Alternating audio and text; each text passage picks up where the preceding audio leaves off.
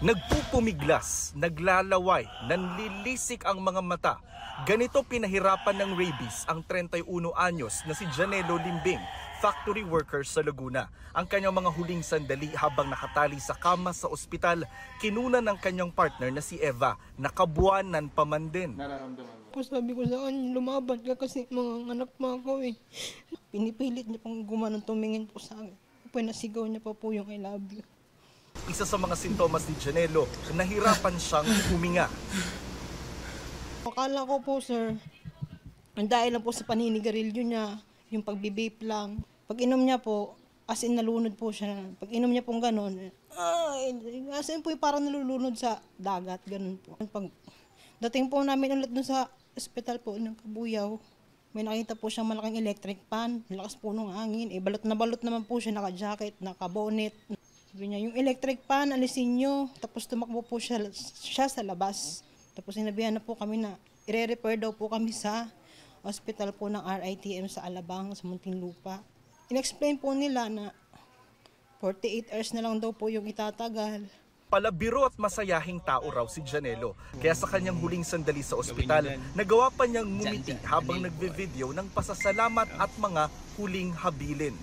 At sa aking mga anak, ingat kayo palagi, lumaki sana kayong malusog. Huwag niyong kalimutan, alagaan ng inyong nanay. Salamat na lagi kayo ang naging anak.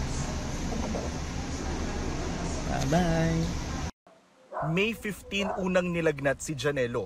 Pumanaw siya nitong May 18. Ayon kay Eva, crinimate nila ang labi ni Janelo. Hindi na raw kasi ito pwedeng ipaimbalsamo dahil may rabies pa rin daw ang katawan nito. Ang rabies virus galing sa asong nakatali sa labas ng bahay ng kapatid niya sa Cavite. Nakagat si Janelo noong pang August 2024. Natuklap daw noon ang kuko niya sa kamay. Ang aso naulol daw agad kaya pinatay. Nagpabakuna raw agad si Janelo pero isang beses lang. Pinano ko naman po siya, pinapollow up ko naman po na next schedule mo na. Busy nga daw po, sayang naman daw po yung kikitain niya. Posible rin daw na mahalan si Janelo sa bakuna dahil gumastos siya ng 2,500 pesos sa unang shot sa isang private animal bite center. Naulila ni Janelo ang dalawang babaeng anak na grade 2 at grade 4. Babae rin ang paparating ng pangatlong anak nila na binilhan pa ni Janelo ng mga gamit. Problema ngayon ni Eva kung paano bubuhayin ang mga anak, paano babayaran ng 25,000 pesos na utang sa punerarya at saan kukuha ng pampalibing kay Janelo. Makakatog po ako sa inyo na tulungan niyo po ako. Hindi ko po alam kung paano magsisimula para po sa mga anak namin. Masipag mag-post ng reels si Janelo. Umaasang makakatulong din ito balang araw sa kanilang pamilya.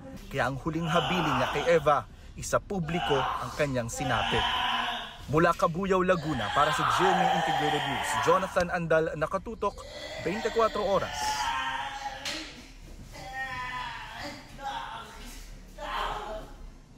Dong